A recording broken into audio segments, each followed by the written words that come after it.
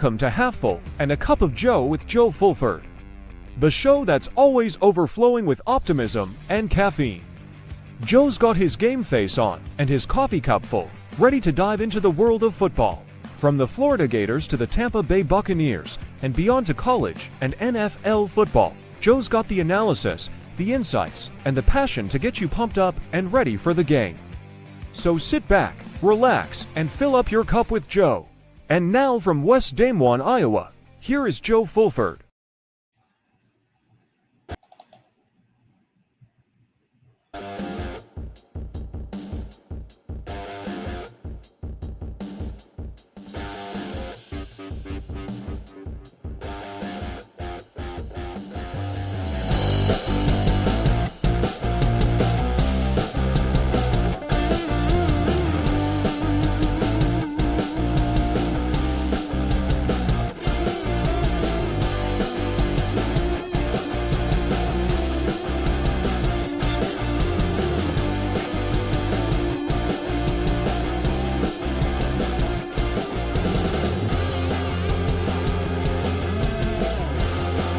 Oh boy.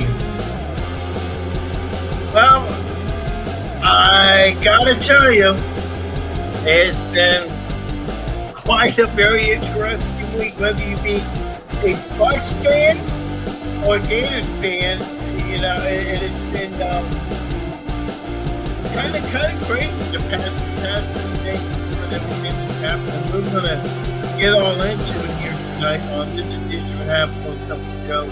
Huge for the animal joining me here on my national championship basketball shirt on from last year. And as a matter of fact, I don't know if you saw this or not, but Oliver Reed, like 7'9", became the tallest player in NCAA history in basketball. That is so cool. You know, 7'9", you know, that's cool. You know, good for him. By the way, won that game. So, man, all the football, come to the football, wow. They have been taking a hit left and right. And in case you don't know what we're talking about, a lot of Gators in the past couple of days have been hitting the portal big time. Headlined by TJ Lagway, yes, who actually entered the portal last week. I think it was Saturday, Sunday when we got word that he was entering the portal, and then the floodgates started to open up. As many 8 to 9 players, including Michael Sturtevant, has announced that they're leaving the portal. They're leaving the Gator football team, and they're going to put their name in the portal and go somewhere else. Now, to John Stonewall, you know, I think he's taking the position, you know, look, if you want to be here, fine. If you don't want to be here, you know, that's fine too. You know, we will look for players who want to be part of this program. And a portion of me says, okay, I kind of see where Stonewall is coming from. I do, trying to make change. And for his marking on this team, I get it. When you use that many players, you tend to wonder what if you're going to get a football going to look like. Good, it's coming back. We're going to find out, obviously. One round of timelines just a minute to talk about all that and the happenings going on in football at the portal. And we got some news today that the University of Texas is going to change on their defensive staff. They're going to bring in Will Muschamp to be the new defensive coordinator for the long haul. Very good move for them. Very good move for them. Muschamp has always been a defensive kind of guy. You know, he was super as the head coach of the Florida Gators for the time being. He had things to work out for him at Florida. But he managed to pick up the pieces. And now he is taking his introduction Texas once again, hopefully to revive that Texas program, make the defense better, except when they play the Gators. The schedule came out. The schedule finally come out. I'm all pumped up. I'm all excited because the Gators going to be they got their 2020 schedule underway. They're going to Columbia on for that game. My good friend Vinny G is going to join me as well. The lovely one's going to join me as well. Let's see here. Okay. A little message here from somebody, you know. So we might get another person on here in just a little bit. Waiting for Ron Brown to come. But I don't know how to feel about the DJ Lively.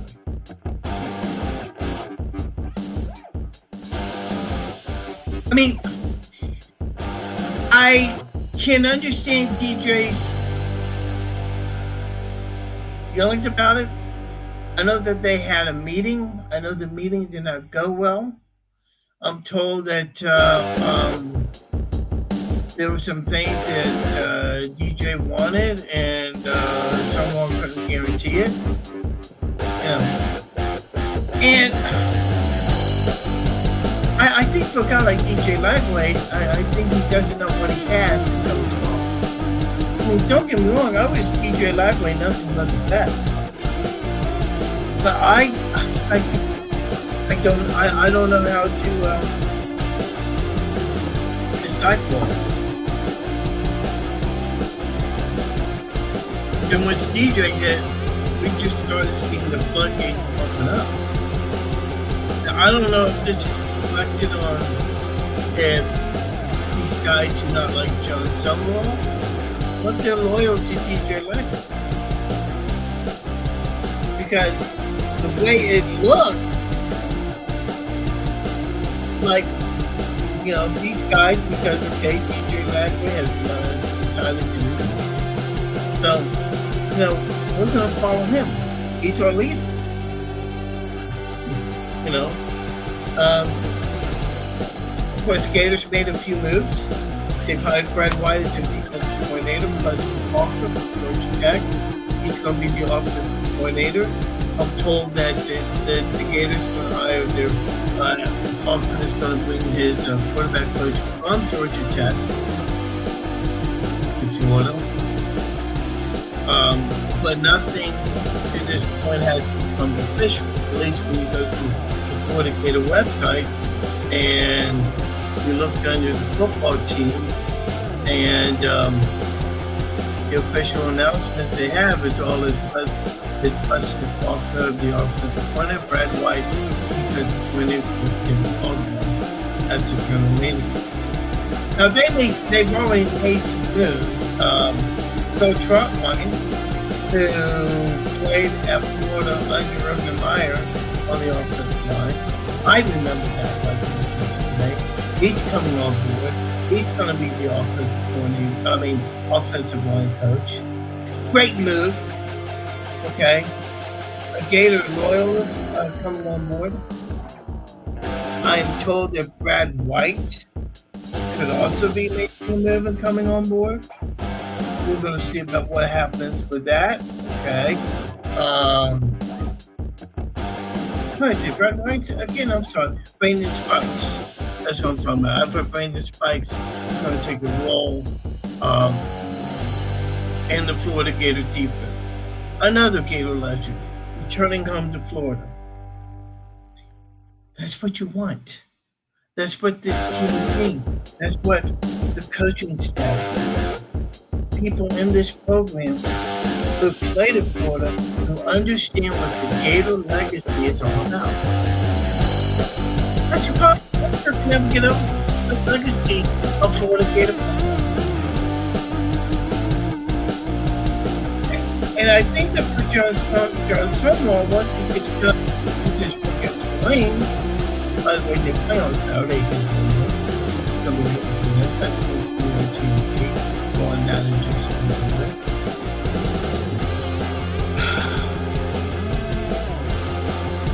It kind of makes you wonder,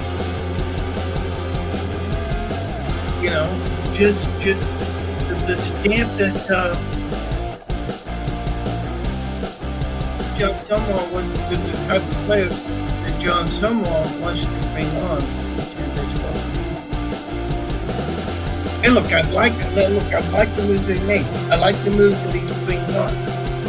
Am I questioning DJ Lagway and his transferring? Maybe. I would love to find out what really happened to make DJ want to leave. Well, that's his decision. Okay. Well, and by the way, while we're hearing the Buster Faulkner, but maybe bring in Aaron Philo, who played at Georgia Tech. I hear he's pretty good. I don't know much about the guy. Somebody that may know a little bit more about Aaron Philo and Buster Faulkner, what he brings to this Florida Gators staff, none other than the man himself. Man, the myth, the legend, the legacy. Ron Brown. Hey, are you hearing all the music in the background? Yeah. I don't know what. Wait. It's me. No. Hang on a minute. Hang on. Nothing happened here. I'm gonna stop. Okay. Can you hear me now? Yeah. I didn't know. No, it's me. I didn't know what was going on. I was like, what in the world? And so for the past 5 minutes, I've been ranting with this music being played. I apologize to you all. Basically, what I'll get you to Ron Brown in just a minute, but basically what I've been talking about for the last 5 minutes, people that are transferring. We've seen DJ Lagway already in the portal. We've seen Michael Sturdivant enter the portal. Several other guys entered the portal as well. We've heard about the possibility of Jason Ball being approached by many SEC teams with NIL contracts to join them. Ball's not making any statement right as of right now. And Ron, as you join me on this edition of Half Full Cup of Joe, the man, the myth, the legend, the legacy, Ron Brown. I don't know how to feel about this. I mean, I don't know if I should be torn, feel like disloyal that DJ Lagway's leaving, or is this something that we should be concerned about with John Summerall? I don't know. Well, I mean, it's a diametrically opposing argument. You can make a case on either side, but the way we were brought up, you're loyal or you're disloyal, okay? You don't have any relationship. In life, you're not going to have any relationship without trust, and you're not going to have any trust without a relationship. These kids, I don't trust them as far as I can see them. I don't even look. I love college football, and we talk about it every day of the week, year-round, college basketball, baseball. But who cares about these players, honestly? I mean, they're going to find out a real tough lesson when they come back to a team reunion, and people are like, well, you're not really welcome. You bolted after one semester, or you left. And, I'm in a job. We're all in jobs where we can leave for more money, but you got to think about the consequences. And the NCAA has completely caved. They're a bunch of weak ass, pathetic, feckless, spineless. They're losers, and they've done nothing. They've allowed this. If they would have had any balls, any leadership years ago, they would have stepped up and offered a basic pension for NCAA student athletes. They would have also done something to provide for long-term health care benefits for the players' medical needs. They would have done some basic things that businesses, corporations in America already do. The NCAA was so arrogant and so distanced, they didn't do anything. So they allowed a bunch of activist attorneys in California to come along and get Ed O'Bannon, who got his panties in a wad because about some video game. And I understand it, but It's gone too far. And the NCAA has no subpoena power. They don't have any civil court, so everything that they have to worry about is antitrust law. Now that's coming from my attorney, who is an expert in antitrust law. He's talked on our show a lot about it. But as far as these kids going in the portal, screw them. I don't think DJ Lagway is a bad kid. He signed with Billy Napier. It didn't work out. Maybe it will, but of the top 20 quarterbacks at the Elite 11 camp in 2 years ago, 13 of those 20 have already transferred. The top 5 quarterbacks in the class of 24, including DJ Lagway, are already transferred. Dylan Raiola, a kid at Nebraska, he was committed to 2 or 3 schools. He's going in the portal. These kids are pathetic. They are spineless. Oh, well, it's about the money. And then they got their camp. And I'm sure there's a reverend or two in there. And they're quote, they're trusted advisors. No, it's the leeches. They're parasites. They're wanting to get money from them. They're borrowing money. They're never going to pay it back. And these kids, John Hartwell, who is with College Sports Solutions, sat on our show this morning. We're going to see a lawsuit in 3 years, 5 years, whatever. Student athlete that said, I went to college. They did everything for me. They did this, blah, blah, blah. I was never prepared. I only made it for 1 season in the NFL, and they didn't prepare me for life, blah, blah, blah. No, that's on you. Like these bogus graduation rates you hear about. Hey, Wimp Sanderson said it best, former Alabama basketball coach. Oh, a legend. Yeah, coach, how many of your players graduate? As many as wanted to. It's their problem. Quit blaming these universities. They do everything but brush these kids' teeth and breathe for them and go to the bathroom for them. I tell you what, I saw Charles Barkley and Dan Dockich. I love that guy. He says, these guys, the NCAA, it's a joke.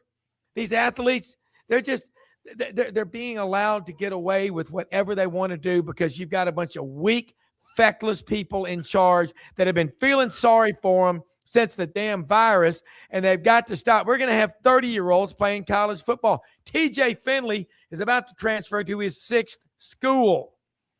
When is the madness going to stop?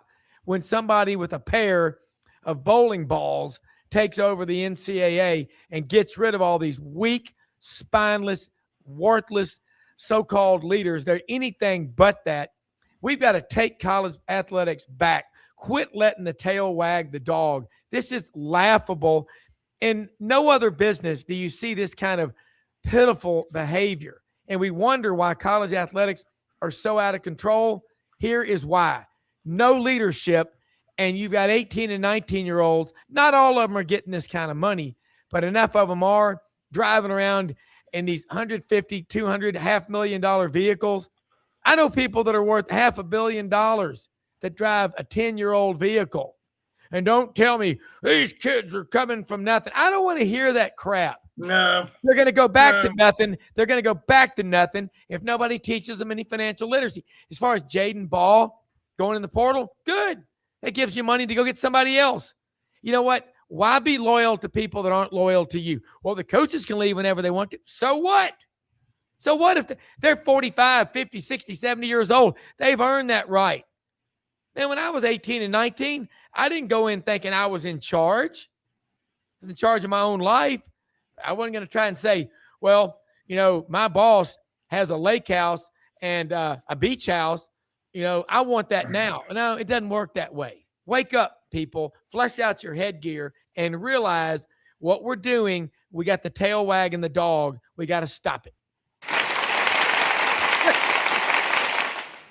I'm on a roll. You were on a roll. Hey, I mean, you said you really said it best. Agree with me? 100%. I mean, yeah. I think that these kids are being treated like a baby. Yeah. Less. I mean, it's like, I don't know. It just I think the NIL has just. I think that they instituted this NIL deal, and they just let it go and not have any control over it. Yeah. Well, I don't know how you feel, but I mean, it's like it just drives people crazy. You're Look, you know what I'm saying, though. It's just... Well, Joe, what the problem is, I see it, is that the portal is the real problem. Kids have always been getting paid under the table. Oh, and some of the coaches, I think the coaches that got out and said, I just don't like it like this. Yeah, because they were probably paying players more than anybody. I mean, everybody else can do it. They don't like it. Do I even need to start mentioning names? Football, basketball? Are you kidding me? You think these stories don't get out? You think these guys take some sort of an oath? I'll never tell that I was paid cash under the table and got a car and my family got their home paid for. I'll never tell. Look, people talk, and they've been doing it forever. I had a coach tell me at a school where they won national titles, said, we never bought players. But the Booster Club came in there and told us, hey, look, you don't have to do anything except coach this team. You tell us who we want, and we'll go to the grocery store and we'll get you. Yeah, and that's what they do. Come on. But now it's legal. Now it's legal. It is, so now people are seeing college football for the way it truly is. Here's Ron Brown, yours truly, the animal. Have full cup of Joe on a beautiful Thursday night. Apologize for the music. Didn't know I was on music, so I apologize for that. But Lackway leaves, and then all of a sudden, I don't want to say the shit hits the fan, but every day I'm seeing news where different players are leaving. Michael Sturtevant comes to mind immediately, along with some other players. And, I tend to wonder, are these players that just want to leave? Do they not like John Summerall? Or is it more or less like they want to follow DJ Lagway because DJ Lagway is their leader, and they're showing this. I don't know what to believe, but now Summerall has a major problem on his hands once he gets down at Tulane, trying to find some players to play. We already found out a couple of days ago, Aaron Philo of Georgia Tech, who's Buster Faulkner's quarterback at Georgia Tech, who now will become the offensive coordinator of Florida. Philo's coming. I don't know much about Philo. Maybe you have some inside track on him. Well, let me throw this about these guys in the portal. First off, I know some people that actually run collectives at a few schools. I'm not going to name them. Here's what's going on. They're looking, when you talk about recruiting, here's who's running college football. We're not going to talk about basketball. We're going to talk about football. It's the collectives, okay? And you wait until University of Utah, if they follow through and take the $500 million private equity deal that's being offered. I've been a financial advisor for 34 years, working in that business. Private equity firm is. Well, okay. Explain to people what you're talking about. Well, the University of Utah has been approached, and there's a possibility they're going to take a $500 million private equity investment. Okay. Well, let me tell you how that stuff works. I'm not Mr. Wall Street, but I've been in this investment business a long time, and I know a lot of friends that are in investment banking, M&A, all that stuff. Okay. They will wait till you take $500 million to your athletic department. First off, the University of Utah is a state-funded university funded by taxpayers. Okay, right. Private equity, you're gonna have to go through some major court challenges to sell. And guess what that private equity firm's gonna do? They're gonna get their hooks in you like a pit bull on a dang crippled cow, and it's gonna be a bloody mess. They're gonna tell you who your president's going to be, who your athletic, who your coach is going to be, who your starting quarterback's going to be, and they're going to own your ass, and you're not going to have any power. We don't live in a democracy in this country. We live in a constitutional representative republic governed by law. And that is just like the same situation in Florida. Yeah. Who have these board of governors like Gary Condon and company. Yeah. We talked about the phone call that came down about the whole Lane Kiffin saga that happened, how Gary Condon was pissed off about it. I mean, it's not the administrators that are running the school, it's these damn board of governors and these boosters that are running it. I mean, we're not stupid. We're seeing it for what it is. I mean, well, NCAA's got to do something about this to rid itself of all these people in this high stakes money game. I know they love money and all, but you're paying the price for it. I'm sorry. You are, and look, am I right? No, you're right. And you're dealing. Here's what's going on though. The collectives are now going to the coaches and they're saying, all right, here's the deal. They're getting the tape out on every player on the roster that's getting paid. And they're going, okay, kid's been here 1 year. He's been here 2 years. He's been here 3 years. Here's his production. It's no different than in a business. You go, this guy sucks.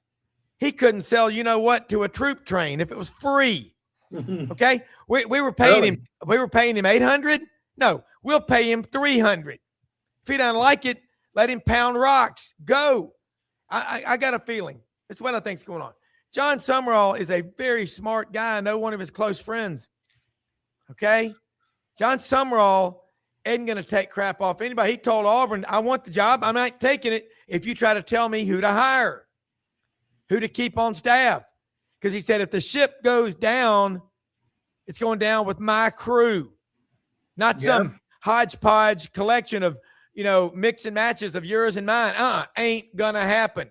He fell in Florida's lap. They got him a badass. They got the best coach available this year of anybody. The Gators, and you know what? If he looks at some of the players on the team, I mean, we talked about it on our show. I don't know what he said to DJ Lagway. He may have said, dude, it ain't going to happen here. And we're not, and you think they're going to pay him what he was getting under Billy Napier? Hell no. It is economies of scale. It's how the business world works. These kids all want to be pros. They want to be in the NFL. They want to be treated like adults. I don't boo players, but I'm going to tell you one thing. I'm not really critical of people anymore that do it. When they're making all the money they're making and they walk and quit on you and they bail it late in the season with these phony injuries a lot of them come up with, let them leave. Good riddance. That just frees up more money for us to go buy some players that want to be here. The best coach in college football. You can say what you want about Friar Tuck. Kirby Smart, I love that bowl case, Friar Tuck. But you can say what you want. He's the best coach in America. And his players, if you don't put out a full 60 every game on Georgia, you're gone. He doesn't care. And he's like, I want guys that love football. You can if you're there because you love money and cars and all that bling crap, I don't want you on my team. I don't want you around me. I agree. I'm fired up about this because all this, I look in the portal. You pick the school. These kids are bailing left and right. But I'm going to tell you, it's more than anything, it's the collectives that said, well, you may have been getting this. And the new staff comes in and they meet with the collective and they're going, dude, we're not paying that kid half of what he's making. Y'all are damn fools if you do it. I'm the coach. I don't want him. Get rid of him. A lot of these kids, look, what the portal is, it's full of guys that in the old days, there was a lot of embarrassment and shame in quitting or getting cut off the team. But you sucked it up, you manned it up, and you kept fighting, and you didn't give up, okay? Now, guys think that they're so special. They go, I'm in the portal. Like, yeah, really? You're in the portal? Half these kids never get picked up. Just remember that. Yan Cowart was talking about being at a reunion for the 83 Auburn team that was, finally recognized the national championship. He said, these guys, man, we went to battle. These are some of the closest friends of my life. I've been in weddings with each other, my wedding, their wedding. We're godfathers to their children, godparents. He said, are you kidding me? The way these cowards just quit, cut and run, first time they get their feelings hurt, they're going to be 300 or 400 people trying to come back to these team reunions. Oh, yeah, weren't you here for a semester? No, you're not going to have any closeness with these people. Joe, I don't know what you do for a living, but I bet you're great at it. I bet you're very close to the people you work with because you seem like just a straight up cool guy. But you know what? The people that you fought with and bled with. Okay. I mean, don't be stupid. You can't compare this stuff to combat because we all know people who've actually been in combat.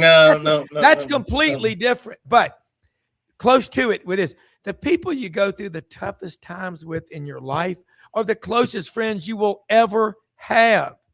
There's nothing like that. No mistake. No, yeah, it's crazy. It's nuts. I totally agree with you, and it's going to be interesting to see what Summerall does once the season ends. And I'm going to tell you right now, as a Gator fan, I'm rooting for Tulane in the playoffs when they take on Ole Miss Saturday afternoon on TNT. Make no mistake about it. Heisman. No, why not? That's your coach. That's my coach. I'm going to root for him. Yeah. You think I'm going to take John Summerall over Lane Kiffin, a guy that may make $250,000 if he beats Tulane? No, thank you. I'll take John Summerall. Make no mistake about it. I also thought that maybe I wanted to take Diego Pavia to win the Heisman Trophy last Saturday night, but Fernando Mendez, I think that's his name. Mendoza, yeah. Fernando Mendoza. He gave one hell of a speech Saturday night. Oh, yeah. I mean, look, say what you will about the quarterbacks, but I think Mendoza heads and shoulders above the rest, and he gave just one tremendous speech. I think they're like 4 minutes long. They're like 4 to 5 minutes long. Yeah, look, he gave a great speech, and he's a kid from Miami. He went to Cal Berkeley, gave it his best shot. Brian Harsin came in to be the offensive coordinator. Like Bo Nix, he fled. Bo fled Auburn, and Harsin went to Oregon. He fled and went to Indiana with his younger brother, who's his backup quarterback. But I did think Diego Pavia deserved the Heisman. But what a great kid, great representation of what we love about college football. He loves his mom, loves his dad, loves his teammates, his coaches. He thanked the people who along the way have made him who he is. And what a lesson to kids. You know what? If you really want something, you just got anything worth having in life is worth fighting for. And I tell you another thing too. I'm a capitalist, complete, absolutely red-blooded American capitalist. But, I've turned down jobs before for twice as much money as I got to leave to go from firm A to firm B because I knew it wouldn't have been the right fit. You'll pay for it if you take money for the wrong reasons. What's going on is these collectives, every year they're getting more data. So you better make the money while you can in these collectives, okay? Because the dumb, stupid money is going to slow down and it'll eventually come. There won't be any more of it, okay? You can't continue to pay for a half-ass return. Every one of these investors, these private equity people, it's all about return on investment, okay? And they're going to tell you who your coach is and who your athletic director is. It don't go down this path, Utah. First off, I think there's a legal challenge or two that'll come their way before they even get there. But I've seen private equity firms, they get in trouble and they get their hooks in you. And boy, they squeeze you, man. Ask anyone who's ever been had a product and then, oh my God, Walmart wants to sell my product. Yeah, try to meet and fulfill their demands. And eventually they beat you down and buy you for 5 or 10 cents on the dollar. Okay, that's what Walmart does. I mean, if you've ever read the autobiography of Sam Walton, he was at Japan after World War II, and he said these American GIs over here are going broke saving money because everything's cheap. That's where the Walmart idea came from in Newport, Arkansas. That's where it came from. But I'm just saying about NIL. It's the portal is worse than NIL. I know people that are in jobs. If you know a job is just an absolute bad fit, get the hell out. Don't wait till the house is on fire to call the fire department. But you've got to grind it out, man. Medical school, 4 years undergrad, 4 years medical school, 5 years residence, 1 year fellowship. So you're probably 34 before you make over $45,000 or $50,000 a year. And then you may bump up to 600 or 800, but you've paid the price. If you're in pre-law or pre-med, Can you practice medicine or practice law when you're in college? No. These football players and athletes think that they're deserving. Are you kidding me? You got guys in college making more than NFL rookies are. This is ass backwards. Hey, what's even more ass backwards is a head coach. It's a head coach having an affair with his staffer, not getting caught for up to a year before he finds out. I mean, what a disaster! I do not understand what. I don't understand what Sharon Moore was thinking about. For those that don't know what we're talking about, Sharon Moore. What's his last name? Sharon Moore. Sharon Moore of Michigan, who took over for Jim Harbaugh last year, was caught in a scandal dating one of his staffers. And I don't know, correct me if I'm wrong, but isn't Sharon Moore married? Yeah, and has 3 kids. There's an old saying: if you're gonna mess around, buddy, you better learn how to type. I mean, it's like, I don't know. It's like, I don't know, Lauren Meadows being dating a Florida Gator for so long, but having this secret affair with this Alabama alumnus and not telling anybody till now. Look, Joe, it's insanity. I've heard it's been going on a long time, and that girl, look, it's going to come down. I don't think anybody's going to go to jail or prison, but I do think the truth will come out. And both sides will be ashamed and embarrassed, and there'll be money will exchange hands. There'll be some sort of NDA, non-disclosure agreement come along. But I just think that, look, I know kids, sometimes it's the best thing to do is to transfer and go from one job to another. I mean, I took a job one time, and I was like, it was not presented to me, truthfully. And I realized, okay, I need to just get out and just but transferring 3, 4, 5, 6 times, that's a character flaw in that kid. And you know what? Oregon, there's a great article by Ralph Russo. I love bringing him on the show. Great writer with The Athletic. And Oregon, remember, they would have a different costume every week or uniform, whatever you call it. They had the lock on that with Phil Knight, Nike, pretty big company. And you know what? Now, since 2010, Oregon is tied for 5th most victories in college football with Oklahoma at 161. The only teams ahead of them are Alabama, Ohio State, Clemson, and Georgia. You know how many national championships since they started doing the rankings in 1936 in the poll era? Those schools I just mentioned have won 34. You know how many mentioned that aforementioned group has won since 2013? Remember George Carlin? It's a club and we're not in it. That's how Oregon feels right now. And I'll tell you another hard ass. My brother here, Lauren Meadows.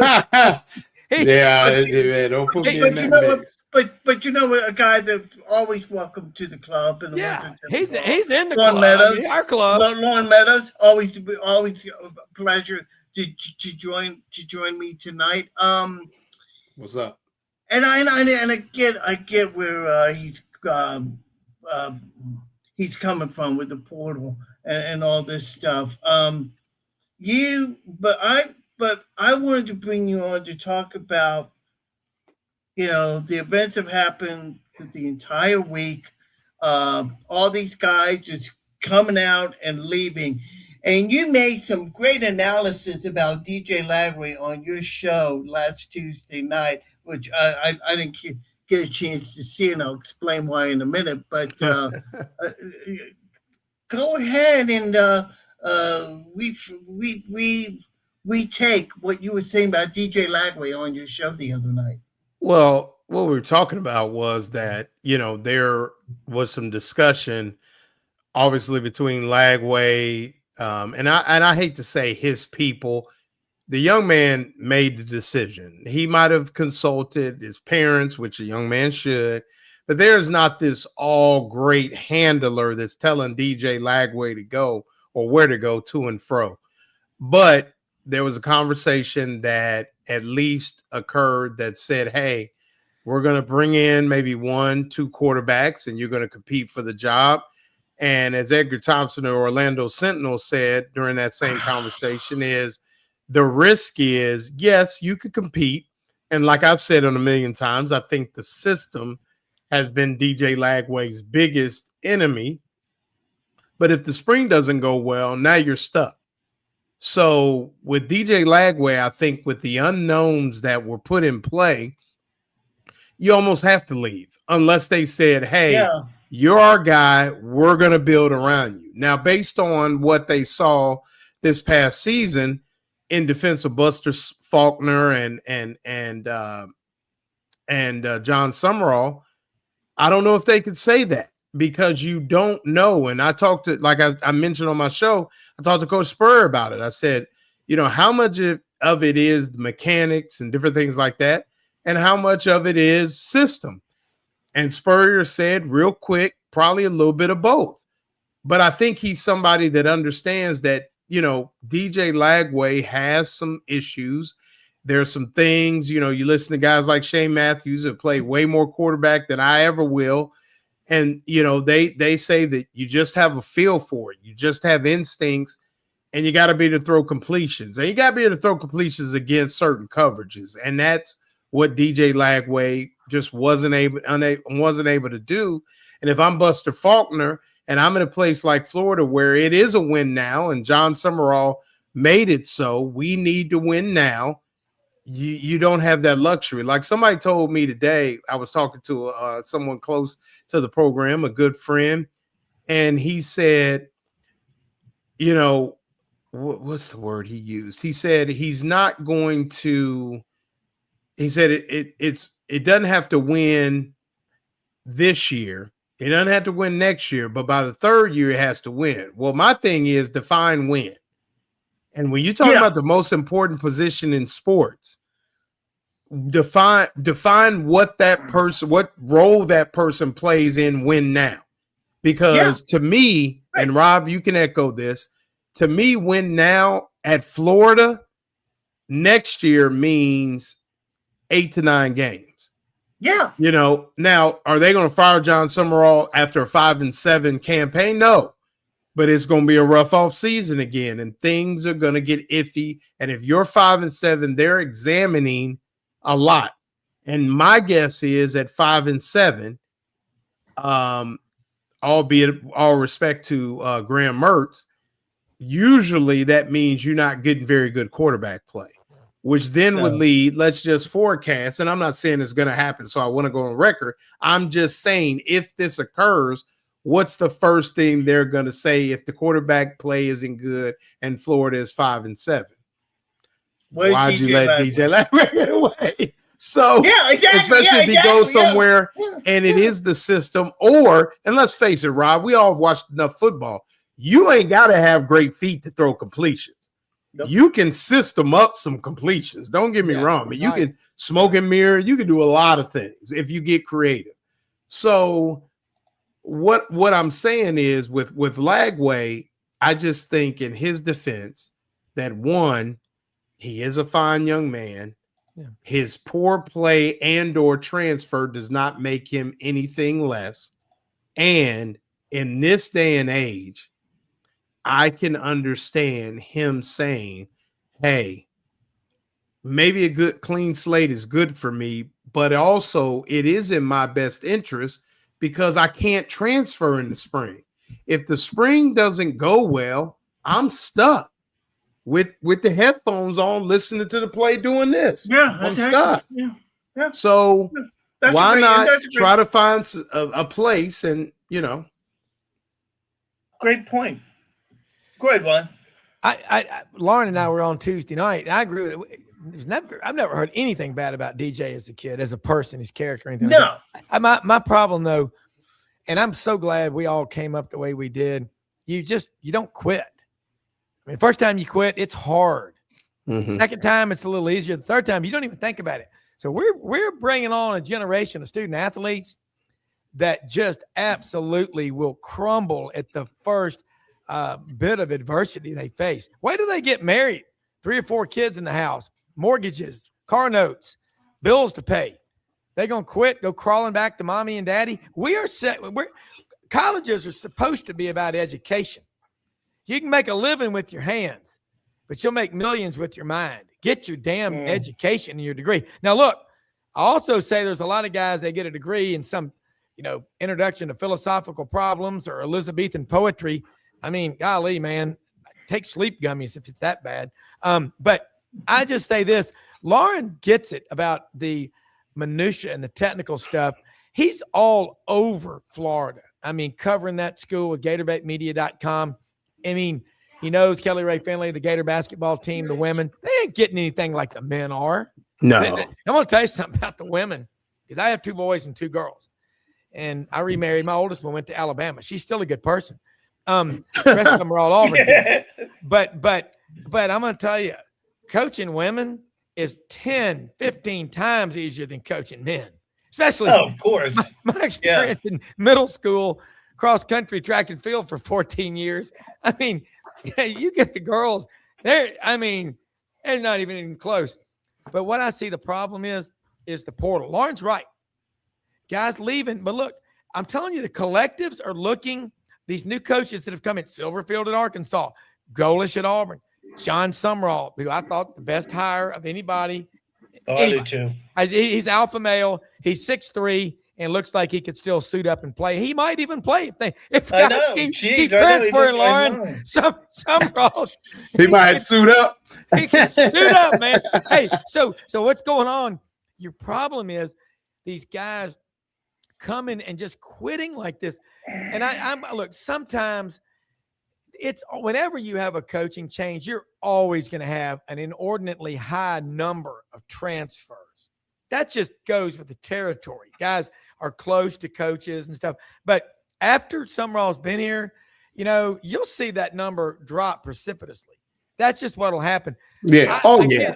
And I'm telling you, from the perspective as a rival of Florida's, and always loving to play that school in every sport, nobody has a better athletic program in the SEC historically than Florida. 267 SEC championships. Georgia's second with 149. And that's a lot. That, as they say in the country, Lauren, that ain't nothing.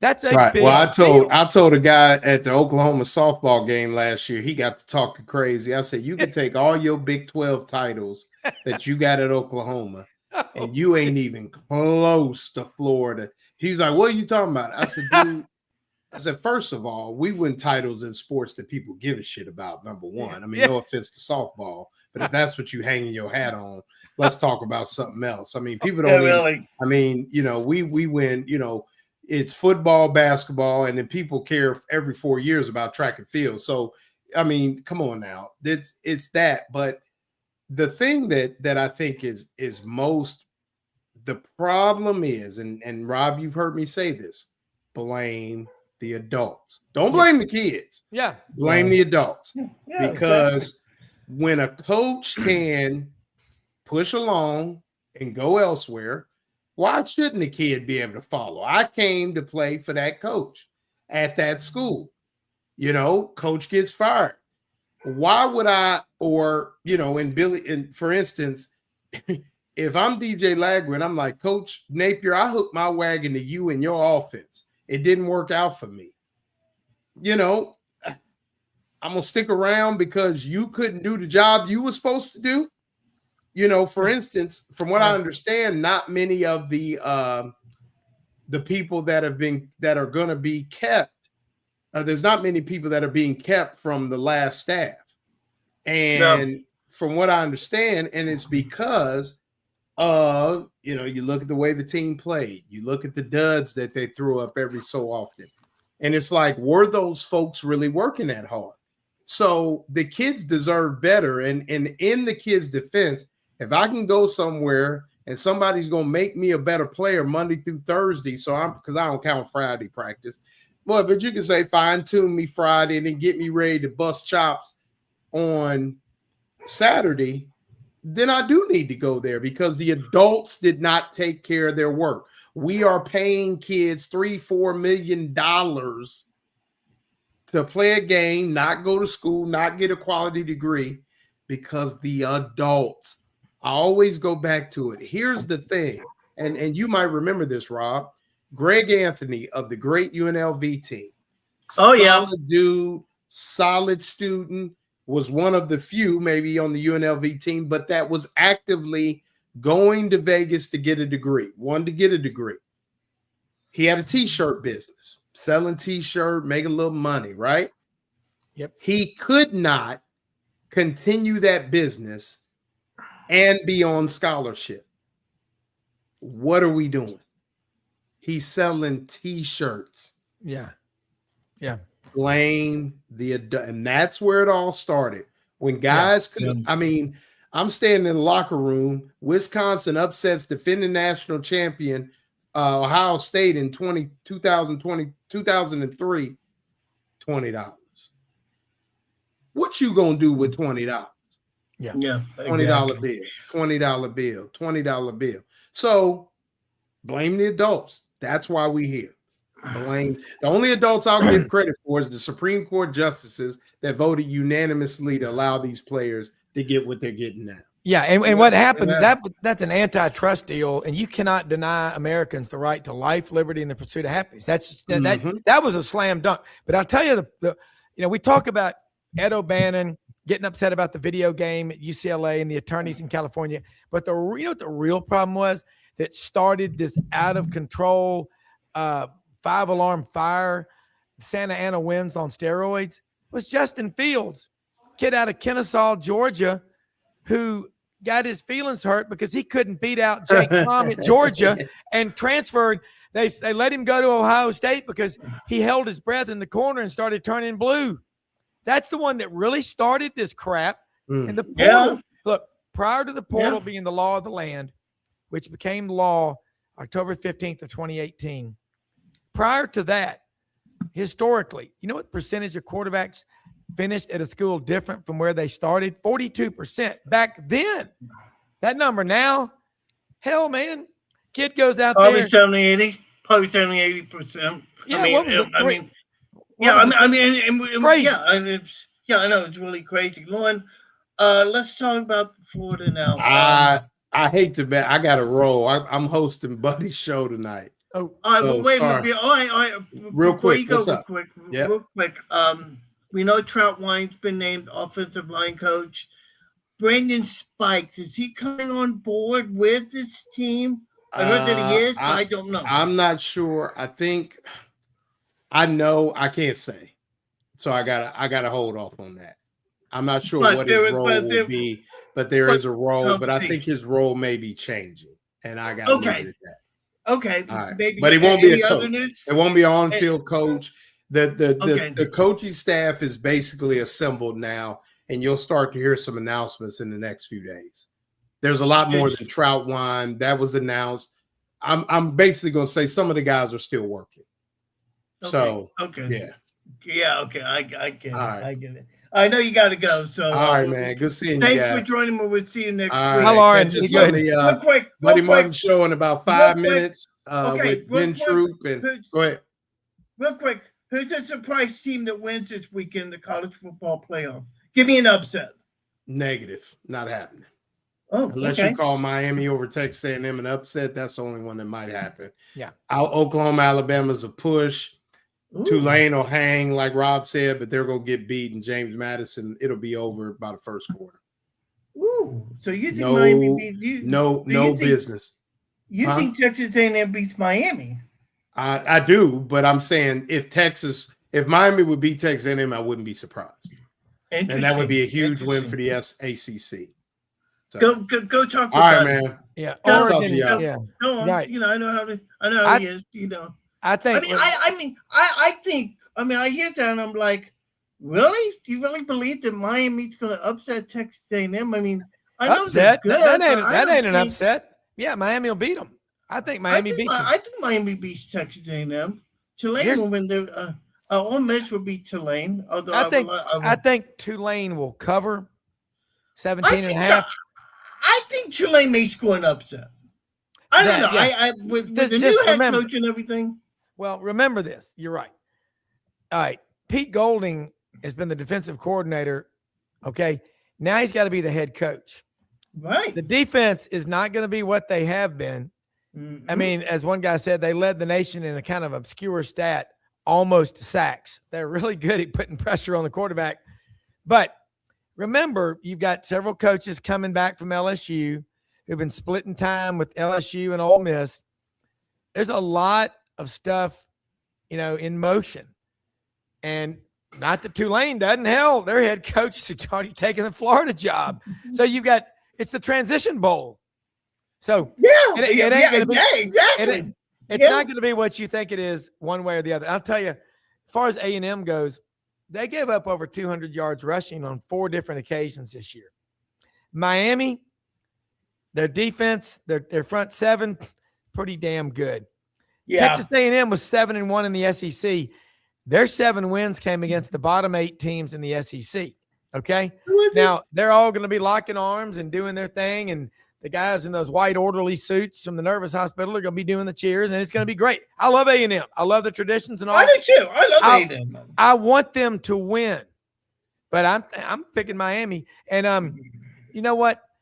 What was the game? What was the game that Texas A&M was down by like 21, 28 points, and they were down 30-3 against South Carolina at halftime. South Carolina, yeah, that was the game. That was my upset of the week. I said South Carolina's going to win straight up at College Station. It's 30-3 at the half, and I'm going, short of an epic meltdown, I'm going to win. And there was an epic meltdown from South Carolina. They snatched defeat from the jaws of victory. It's disgusting. When I saw that game and I saw how Texas A&M came back, I said to myself, will Shane Beamer still have a job at the end of the year? And sure enough, he still does. But I think that's going to be a guy that will be on the hot coach. Who are you hearing about Michigan, about the Michigan job? That's been awfully quiet here. We haven't heard much about that. Well, I think look, Marcus Freeman, the Giants would like to get him. Mm-hmm. But I think Michigan, they should make an offer to Marcus. They're not in a bowl game. Oh, of course. And they should go to him and they should say, what's your price? And if you were in a conference, Marcus, you'd have been in the playoffs. But you want to be different, don't you? You want to be different at Notre Dame. Now, I'm going to tell you what I've heard. Marcus is not happy that Notre Dame's not in a conference. And then their athletic director has had a pout fit, and he's doing everything in the world. He won't stop talking. You say the adults are allowing this to happen. Are these really adults?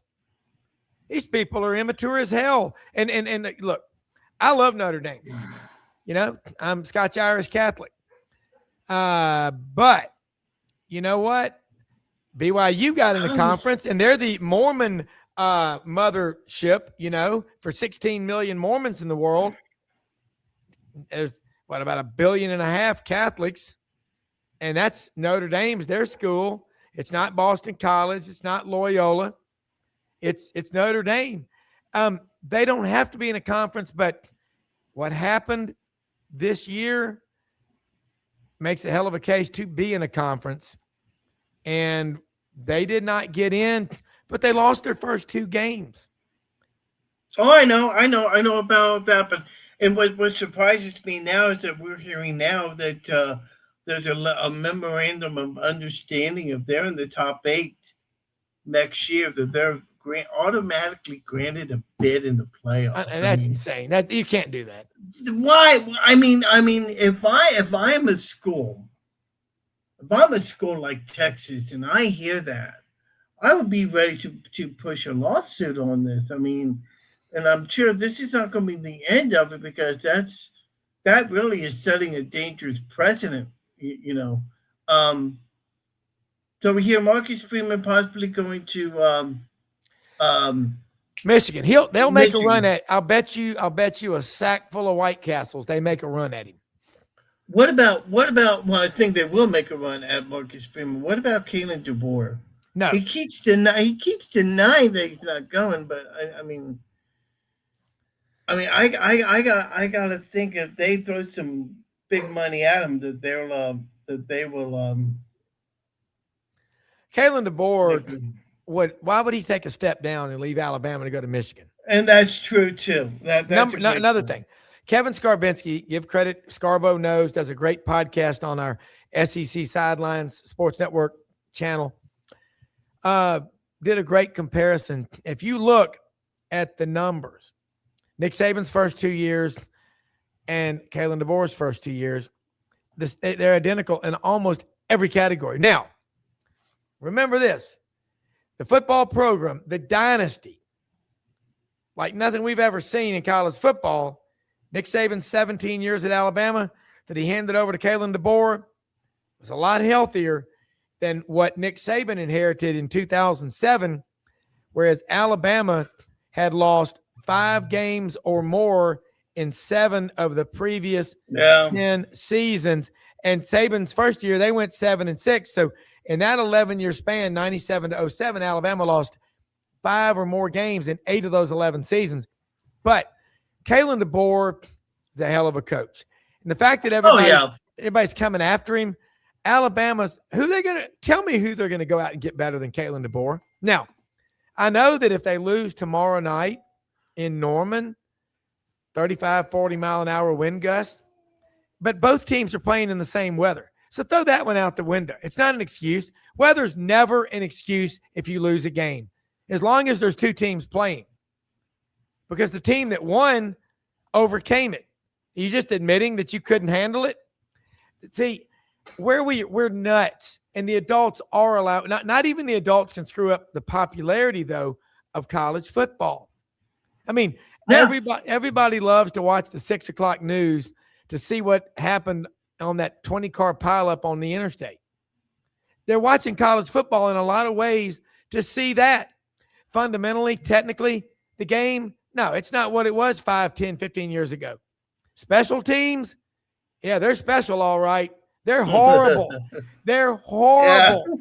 Yeah. And as Matt Stinchcomb said on our show, I said, Matt, our 7-on-7 camps, okay, our 7-on-7 camps ruining offensive line play. And he said, of course they are, because I think they are. He goes, we've now got pajama football. The offensive lines that we have today, why don't they just put feet pajamas on these guys? It's a joke. Can anybody name the stud All-American lineman anymore? No, they don't exist. You've got these remember Rudolph the Red-Nosed Reindeer? Matt Stickum was a pretty good offensive lineman. All-American, Hall of Famer, NFL, first-round pick. He had a brother. He also had a brother. John Stinchcomb. John Stinchcomb. That's what I thought. Yeah, I know. Who do you view this weekend as an upset in your mind in the playoffs? Do you see any? In the words of Junior Samples on Hee Haw, BR549, it ain't gonna happen. I'll tell you right now, watching Oregon play James Madison. You ever been to the zoo when they feed the anacondas and the pythons? It's gonna be like watching a python eat. Wow. It's gonna be ugly. It's gonna get ugly, and we'll be back on next week to talk. And I like James Madison. I think I do too. And I do too. I would love to see at least one of these teams go step. If there's any team that I think that could take the next step, might be Tulane. I think they're that good. Yeah, I agree with you. I look at Ole Miss. I look at the situation, everything that went down with them. I just don't. I think that it's going to be a tighter game than most people expect, and we'll find out. The trust factor. The Ole Miss players, they're like, dude, just walked on it, but they're doing it too. Look, the adults, this is what you get when you act like an idiot. And you know what? I think the school, Tulane lost badly the first time. Both teams are a lot better. Just remember that. That was a long time ago when they played. But you know what? Yeah. I love college football. We're going to work through all this stuff. The free market always does. But what I don't like, DJ Lagway, never heard a bad thing about him. But I'm going to tell you what, these collectives are coming in when there's a coaching change, and they're saying, all right, look, this guy, we ain't paying them half of what they were getting. That's why these guys are going in the portal. They think they can do better, and they're going, guy, you've been here 3 years. You got 17 total tackles. Okay. How long do you have to wait for the damn corn to sprout? Okay. I mean, Yep. if a dog will bite, I know. he'll do it when he's a pup. That's how it goes. I know. It's going to be and look, everything is going to be interesting. We'll be back next week to talk about it. Yeah. Thank you for joining me tonight. I appreciate it. We're going to talk more. I want to talk more about the NFL, the Bucks, and what have you. We'll catch you next week, right? Thank you. Thank you. Absolutely. Love it. Yeah. 7 p.m. Central Time. Be sure to join me, and we'll talk about that. Rob, thanks for joining me. Appreciate that. Rob Brown, SEC Sidelines. Thanks, Rob on. We'll be on tomorrow morning. Yeah. Who do you have tomorrow morning, by the way? 8 to 9 a.m. Central, Monday through Friday. Joining the college football roundtable on Friday, Kevin Skarbinski, one of the best sports writers in America. Scarbo knows the Birmingham News. And also Ken Capps, Football Writers Association of America. Doug Dean, Frank Duffy. Brad Bellamy from Landers Ford, Brendan Martin, executive producer, GatorBaitMedia.com, president with his dad, Buddy. So a lot to talk about. Love being on your show. Love your passion and your energy. Gene Deckerhoff would say, and this Florida State crowd no longer cheers, but the Tampa Bay Bucks cheer for Joe half cup full. I love it. Thank you. Appreciate it, Rob. You have a good one. All right, thank you. Speaking of Gene Deckerhoff, I kind of feel sorry for Gene, and I know, and I love Gene Deckerhoff. I think he's great. I think he's fantastic. And the last few weeks of the season are going to be hard.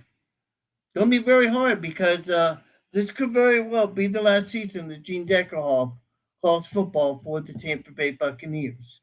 And he's had a hell of a run. And he's such a great, wonderful person. Even if he is a Florida State Seminole guy, you still got to love and respect what he's brought to the sport. Not just for the Florida State, not just for college football, but for the National Football League as well. Speaking of which, last week when we were not on, we saw an epic meltdown like you wouldn't believe. As the Tampa Bay Buccaneers took on, I believe, the Atlanta Falcons last week. It was Thursday Night Football, and they took on the Atlanta Falcons. And it was an epic meltdown. The Bucs had a 14-point lead with about 8 to 9 minutes to go in the game. And for this team, for the Bucs, they ended up losing the game 29-28, a last-second field goal. And Kyle Pitts threw Koff 166-yard passing. And it kind of pissed me off because I had him on my bench in fantasy football. I could have made a run in the playoffs. Instead, I'm just dead in the water on that one. But it was a meltdown of epic proportions. And even Buka, who's a rookie wide receiver, said after the game, we have to get together and we have to decide what we want to do. We have to decide what we want to do. And where's our loyalty? Where's our passion? And I don't know if that meeting existed. I've not heard of anything. Let's see if I'm doing this right here. Okay, can't do that. So let's see, did I paste them earlier? Yes, I did. So we're gonna find out this coming Sunday because it's a home stretch for the Buccaneers, and thank God for the New Orleans Saints last week. Because for the New Orleans Saints, they were able to come away and beat Carolina 20-17 on a last-second field goal. Now, why is that important? Because coming in Carolina won, the Bucs and the Panthers would have been tied going to this big 3-game stretch down the road where the Bucs have Carolina at home. They have how is that? We're gonna hang on here. They have let's see here. No, they're at Carolina this week. Then they go to Miami next week, I believe, and then no, that's one call week. The next week, um, let's see here. The following week, they would be at Miami. Then they come home to face the Miami Dolphins, face the Carolina Panthers at home the last week of the season. Now, I would tell you right here and now that Todd Bowles is fighting for his job. Make no mistake about it. Now, some players are starting to get healthy. We've seen Chris Godwin play. I believe Mike Evans is going to play in the game this weekend. So that's some great news. In fact, come to think about it, I have not seen an injury report yet on these guys. Let me see if I can pull up something here real quick. As we get ready for the game this Sunday, 1 o'clock Eastern, 12 o'clock Central. And if you live in Des Moines area, we're going to meet at the Blue Ale House in Urbandale Sunday, 12 o'clock. Come out and join us if you're in the Des Moines area. We got some great Buccaneer fans, and we're going to give away some prizes, including a Rashad.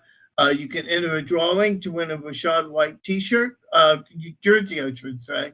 So you want to be sure to come out and join us for that game, for that watch party this weekend, as the Bucs will take on the Carolina Panthers this weekend.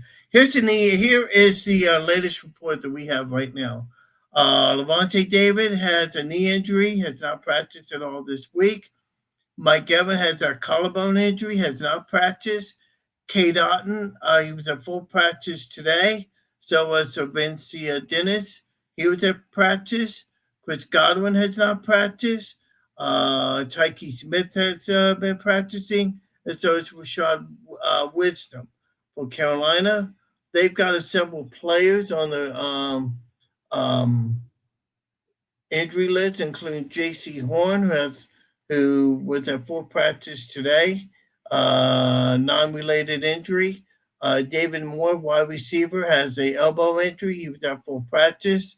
Trayvon Wallace, linebacker, has a shoulder injury. He was at full practice today. So the injury report is not as bad as you would think, but you would like to see these guys healthy. And keep in mind, we're towards the end of the season. You're going to have injuries left and right.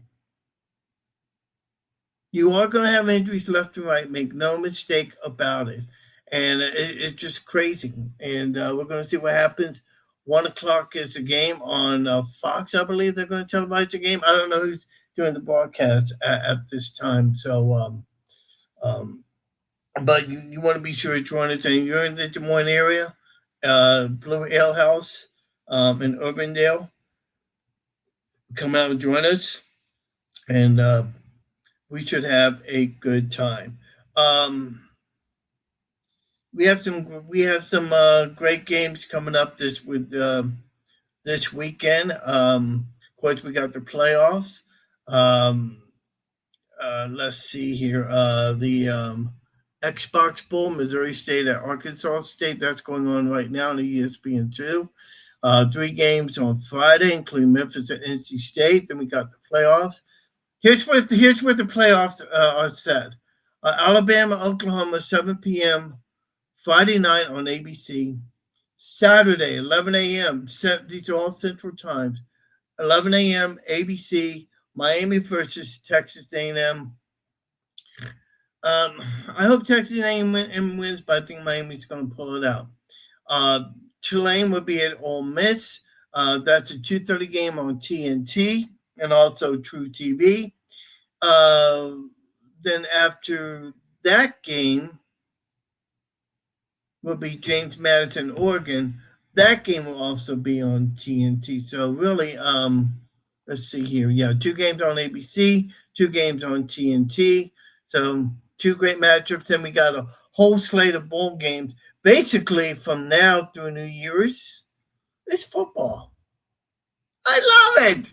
Some games will be in the afternoon. Other games will be at night. Like, let's see, what day is it?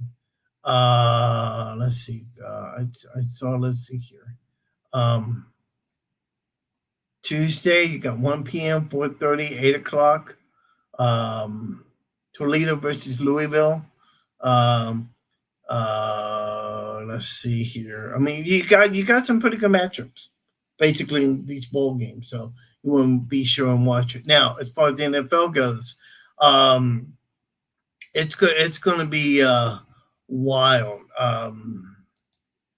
Turn back here. Okay, it's going to be wild. Of course, LA's at Seattle right now. Second quarter, 4.5 minutes to go. Seattle's up by 1, 7-6, but the Rams are driving right now. And they could be scoring here by the time we get off. Kareem Williams, he's on my fantasy league, so want to be sure that he scores. Saturday, 2 games on Fox. 4 o'clock, Philadelphia, Washington. Green Bay will be at Chicago. Colin, 7:20 kickoff on Fox. Sunday, we'll have some great matchups. Buffalo, Cleveland. The Chargers will be at Dallas. Kansas City will be at Tennessee. Well, I got to tell you, speaking of Kansas City, I'm sitting with some friends of mine, Colin and Schnick, who are watching some football, and we saw the Kansas City game. Yeah, I got to tell you, I was just so sick to my stomach seeing Mahomes go down. I mean, I like Patrick Mahomes. I think he's a great quarterback, proven himself. But and you just hate to see him go down like that. And Green Bay, Michael Parsons went down with an ACL injury. You almost knew right away.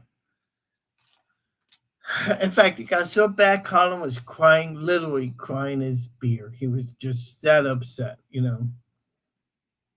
So, speaking of which, that's a Colin Schnick matchup because Schnick's a Chicago Bears fan. I have to go up and watch that game with them. Cincinnati at Miami. New York will be at New Orleans. By the way, Tua is being replaced. He will not be playing in the game on Sunday. New Orleans be at home against the Jets. Vikings will be at the Giants. We said the Bucs at Carolina, 12 o'clock. Jacksonville will be at Denver. Atlanta at Arizona. By the way, great job with Liam Cohen. What Liam Cohen is doing with the Jacksonville Jaguars is awesome. Pittsburgh at Detroit. Jacksonville, Denver to start the afternoon games. Jacksonville, Denver at 3:05 Central. Atlanta, Arizona, 3:05. Pittsburgh at Detroit, 3:25. Raiders at Houston, 3:25. The Patriots will be at Baltimore, 7:20 kickoff. And then for the Monday night match, it will be San Francisco at Indianapolis. Okay, so as far as next week's show goes, I haven't figured out if we want to do a Tuesday show or not. We'll check things out and see what happens. Be sure to join me. Check out Facebook, X, and or ping me. Give me a send me a message, and I'll be more than happy to let you know what is going on. Great time had by all. Thanks to Lauren Meadows for joining me. Thank you for Bob Brown of SEC Sidelines joining me. I've had a great time tonight. Hope you have too. We'll be back next week, probably on Tuesday, and we'll have a good time. And just remember, if you're not a Gator, you're primed to be Gator Bait. Good night, everybody. We'll see you next week.